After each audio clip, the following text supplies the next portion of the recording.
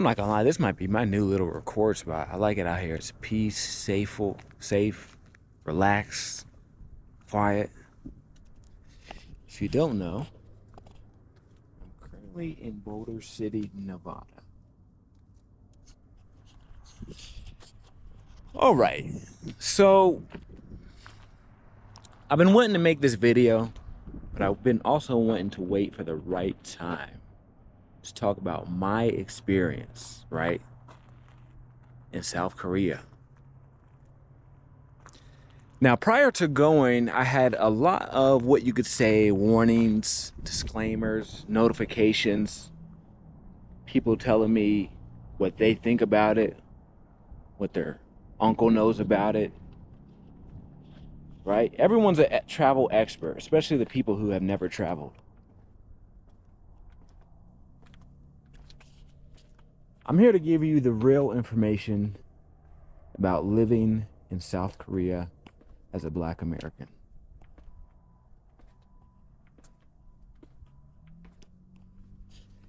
So, I do want to give you a heads up and say that what happened to me in South Korea and my experience in South Korea may not be your experience in South Korea. Everyone's experience could be different depending on many factors. The number one factor that I believe makes the most difference is location. So just how you're curious and you clicked on this video, I was curious. So I met other people in South Korea who were melinated, brown, black, whatever you want to call them. And I would ask them, hey, how's your experience? What's it like over here? Etc., etc. This is before I started recording. I wish I would have recorded all this. I would have had gold content. But yeah, I just asked people just out of curiosity, you know, what's going on? How they treating you out here? What's the locals like? You enjoying the food? Is there anything I should be worried about? I met a gentleman. It's been a while since I spoke to him now. I should actually hit him back up. But I'm trying to remember I can't remember his ethnicity. I apologize. I want to say he may have been like from Nepal, I believe. But a darker skin, almost my complexion. But he lived in the south part of Seoul, south part of South Korea. So if you're looking at a map of South Korea, you see that area is way more rural. And why am I mentioning this? Because I've noticed from all the places I've traveled, if you're in a bigger city, typically you get better treatment, right?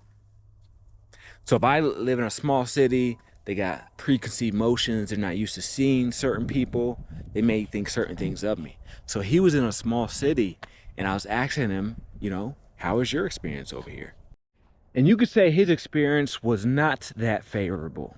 He would tell me stories about the discrimination he faced, the racism, the injustice, all the things he would go through. And I'm like, wow, that's very unfortunate. But I'm like, at this point, I think I've been there for like 2 months. So I'm asking him, like, do you think that's just over there or is that everywhere? And he explained it to me like, hey, when you're in the south part of South Korea, you know, it's not the same, right? Just like in the States, if you're in the southern part of the States, you ain't gonna get the same experience as the northern parts. For all of my international viewers, because I have a fairly bigger audience from Malaysia and Thailand, when you're in the States, typically the southern states can be more racist, unfortunately. It is what it is, I'm just gonna say it. So this gentleman was explaining to me that, hey, it can be the same way in South Korea. It can be a little more racist over here. Because I was in Suwon. So Suwon is like an up and coming city, fairly big city, I believe over 1 million population. It's about an hour away from Seoul. Now, but anyways, back to the story. So me personally, at that time, I'm like, yo, I didn't experience nothing too crazy. So I want to let you know, if you're thinking about going to South Korea, be very cautious of the location. I specifically told my employer I want to be in a big city, just because I had already that idea that, hey, the smaller cities may be, you know, they're not used to seeing black people, so be careful. So that was my whole mentality. That's why I chose a big city. I was actually supposed to be in Seoul or Busan, But my advisor or my employee, he couldn't get me in the right location. So ultimately I had to make a decision. Either choose Suwon or don't work with us. But this is another story of racial discrimination. Because when I first applied for the job, they're like, hey, we can get you in Seoul, we can get you in, Busan. It's not going to be a problem. If you really want to take the story back, I was actually supposed to be in Japan, but during the pandemic, things got mixed up. So they was like, yo, what about South Korea? Ultimately, they convinced me for South Korea, which, I'm grateful for the experience. It was cool. But so I went there, and my employer was like, yeah, man, just work with us. We'll get you right there. Months and months and months go by. He's applying me different schools. Because pretty much what you do when you're trying to teach abroad, you work with a company. That company works with schools and they get you a job. So he's promised me, yeah, I got you a job, man. Don't matter, whatever city you want. Seoul, Busan, which are the two biggest cities, I got you. So he's going through the application process. And months go by, other people are getting their what they call placements. So other people are getting their locations. Like, yo, we're going to be here, we're going to be here. I'm starting to get worried because if I don't get a placement by a certain period of time, you miss the school year and you have to wait a whole nother year to apply for these companies. So I'm like messaging him on a regular basis. I start to get more worried, like, hey, what's going on, man? You said you're going to get me in my city. He's like, I got you. Eventually, he was like, yo, we should have a conversation. We had a conversation. I hope I got a text message. I can't remember if he texted me or if he sent me or if it was a phone conversation. But if it's text, I'm going to show it on screen. But he told me directly, hey, man, I'm going to be honest with you. These companies don't want to hire you because you're black. Straight up. He told me that. Because he's Korean, but he's Korean American. So he speaks English and Korean, and he works with these companies. But he's like, hey, these companies don't want to hire a black person. They also don't want to hire a Korean person or any Asian person, to be honest with you. They prefer a white person because when they think of America and American teachers, they think of the stereotypical white American. So he's telling me these companies, these schools, they want white teachers. They don't want black and Asian teachers. So he said, that's why I'm having a difficult time getting you a job. I'm like, okay, I understand that. But in the back of my mind, I'm thinking, why would you not tell me that ahead of time? Why would you go through months and months of like lying to me? Because I can't be the first black person you ever worked with. You know what I'm saying? Like, you should have told me that straight up, especially you being someone who's lived in Korea. You know the demographics of what's going on. I'd never been to South Korea. You should have told me like, hey, bro, might be a difficult time trying to get you a place because you're black. So there's that. Then I eventually do get the job. Once I get the job and I go to South Korea, I start to see, I would say I was treated with respect when I was there. It wasn't horrible. I've been in way worse situations. I've sat down face to face with people who are overtly racist, So it wasn't that it was horrible, but it wasn't that it was like the most amazing thing ever. I will say South Korea is somewhat similar to Japan in the sense of if they don't like you, at least in the bigger cities, they're just kind of not mess with you. It's not like a place where, you hear the crazy stories in the southern states where, they hunt you down and try to, I don't know, do something to your car or, call the cops on you for no reason, whatever. They kind of leave you alone for the most part. When I got to the school, you can immediately see some of the differences as far as how the white teachers were perceived versus how the black and brown teachers were perceived. Now, I had a support system because I had, met some cool people there, as far as locals and Americans and stuff like that. And there were other black and brown people, so it was like, whatever, you know what I'm saying? And some of the people, like the Americans weren't tripping off race like that. They're like, yo, we're just happy to see other Americans. We don't care what color you are. You know what I'm saying? Because we don't got time to be racist right now, right? There's only a couple of us out here. There's kind of a mentality of like, yo, let's stick together. I'm just being honest. I'm just giving my honest opinion. And I hope this video doesn't offend anyone. I'm going to put Korean subtitles on here. So if there is a Korean audience watching this, they can get a better context of what I'm trying to explain. So that was the work life in Korea. Now let me talk about the personal life being black in South Korea. It first started off with a gym membership. As you can see, you know, I'm a fairly fit person. I'm not super muscular, but I'm not overweight. I try to take care of my fitness, right? When I get there, I immediately tell myself, okay, I know I'm an outsider, so I already know some people are not going to want to interact with me, just me being an outsider. I'm honest with myself. It is what it is. That doesn't mean someone's racist just because they don't want to interact with you because you're different. That's not racism. It may be shallow-minded, but that's their preference, right? So I told myself when I get there, I'm going to sign up for a gym membership. So I sign up for a gym membership I try to sign up for a gym membership. So what happens is I go to 3 different gyms before I can eventually sign up. I can't prove that race was the reason they rejected me, but there's some reason that they don't want to tell me overtly why they rejected me. But this is what happened. The first gym I go to sign up, it's like a underground place. It's it's different. I never seen a gym like this. It was underground. You gotta go through some stuff, but I go there. You know, it has see-through glass, so while you're walking in the hallway to the gym, you can look to the right and see all the people working out, right? Picture like all that over there. How you see that grass field? That's like me seeing people work out. That's about how close I am. You know, 10, 20, 30 feet. So I'm watching the people work out, and I'm walking through the hallway, going to the main desk. I'll go to the desk, no one's there. I wait for a couple minutes, kind of strange, no one's still coming. Eventually a guy walks over, you know, claims to work there and introduces himself, etc. like that. You know, we start having a conversation. He speaks perfectly good English, by the way. I'm like, hey, I want to sign up for the gym membership.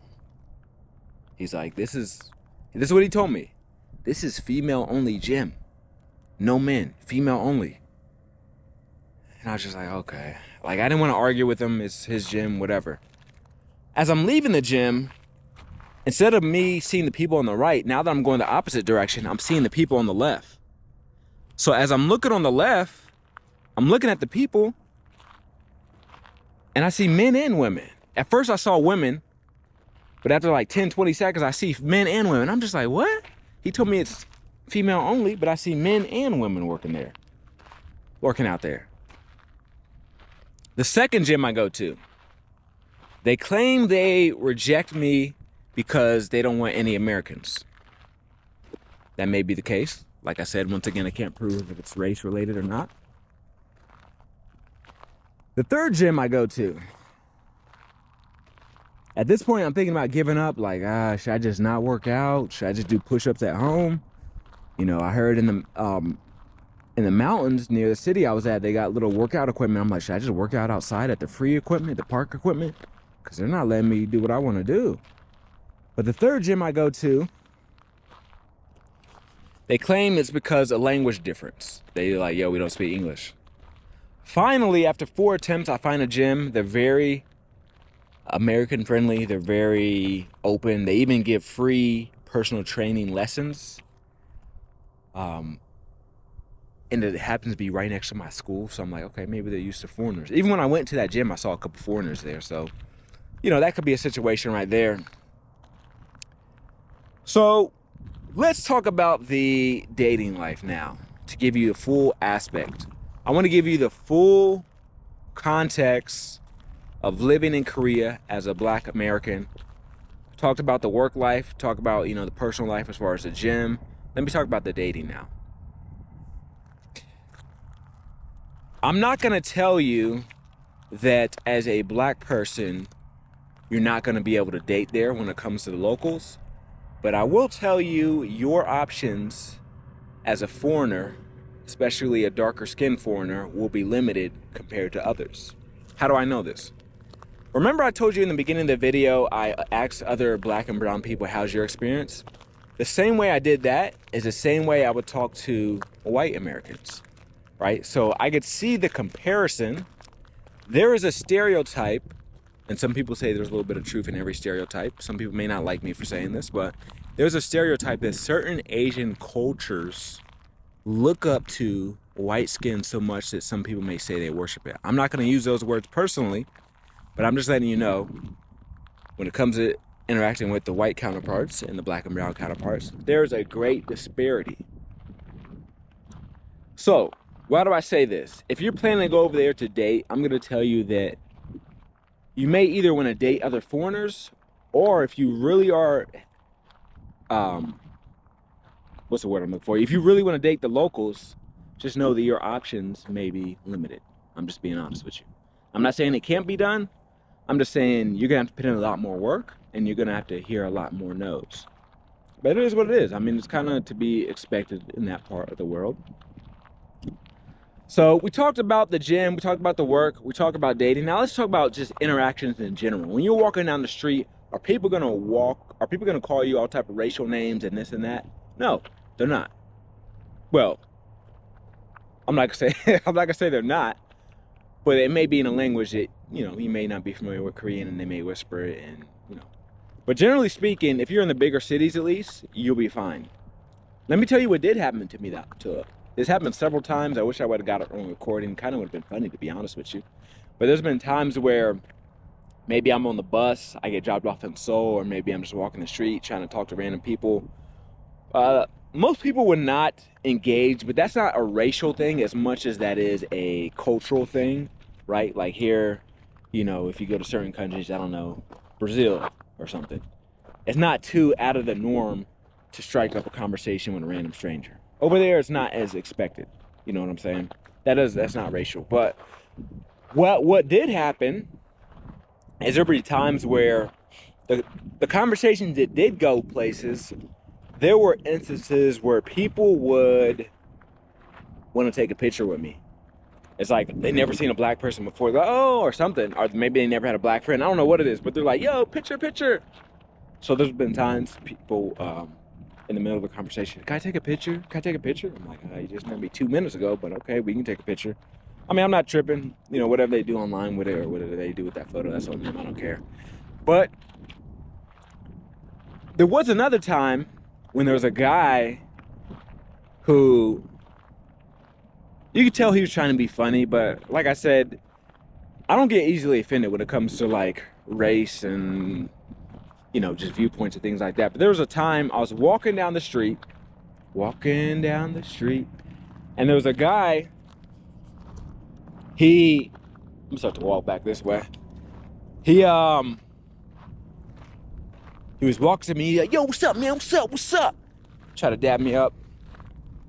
I'm like, okay, how you doing, man? I'm just talking to him normal, but he's extra with it. Yeah, man. And guess what I see? After maybe like 30 seconds into the conversation, I look to the left, I see a girl recording him. So I'm like, okay, he's just trying to go viral on TikTok or something like that. You know what I'm saying? So I just play along with it. But that's the type of interactions you may have when you're out there. I'm just being honest with y'all. You know what I'm saying? But to summarize this situation, do I think all South Korean people are racist? I do not. I think it's actually ignorant to put all people of one group, one ethnic group, or one country in the same bucket just because of a limited interaction you may have with a select few. So there's a few Korean people that I still engage with to this day. We'll talk to each other every once in a while. Like, hey, what's up? How's it going? Blah, blah, blah. But if I'm being 100% honest with you, for me, I personally don't believe I will be going back to Korea because of my experience. It's not horrible. It's just not ideal, right? And just the level of discrimination I faced was not a complete turnoff, and I have been in worse situations than that, being an avid traveler and also living in the States. But it's just not something that I want to put myself back in. So that is my experience being a Black American male living in South Korea.